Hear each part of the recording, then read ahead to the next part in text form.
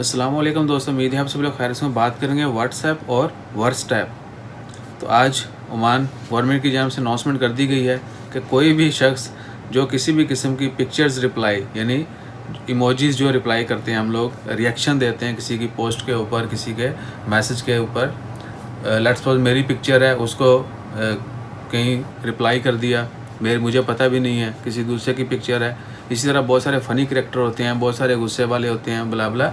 तो कोई भी ऐसी पिक्चर किसी की इमोजी जो है हम शेयर करेंगे और उनकी कंसेंट के बगैर, उनकी रजामंदी के बगैर, वो क्राइम है और आपको 1 साल जेल और 1000 रियाल से लेके 5000 रियाल तक जुर्माना हो सकता है। सो हमेशा ख्याल रखना चाहिए, स्पेशली जब हम किसको रिएक्ट करते हैं तो इमोजीज़ जो हैं वैसे बिल्टन भी होती हैं, वही यूज़ करें, बजाय इसके कि हम बहुत सारे करैक्टर जो हैं उनको यूज़ करते हैं।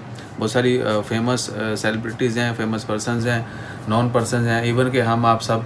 तो अगर यूज़ करेंगे और अगर अगला बंदा कंप्लेन करता है, एक तो कानूनी तौर पर जो है वो क्या कहते हैं कि ये गलत है। अगर दूसरा बंदा कंप्लेन कर देता है then also you will be in trouble. So हमेशा जो है वर्स्ट ऐप, उसके ऊपर जो है कुछ भी ऐसा रिप्लाई करते वक्त, स्पेशली जब इमोजीज़ किसी के रिएक्शन के तौर पर रिप्लाई करते हैं, तो इस चीज़ का ख़ास ख्याल रखें कि आपको वो मुश्किल में डाल सकती है।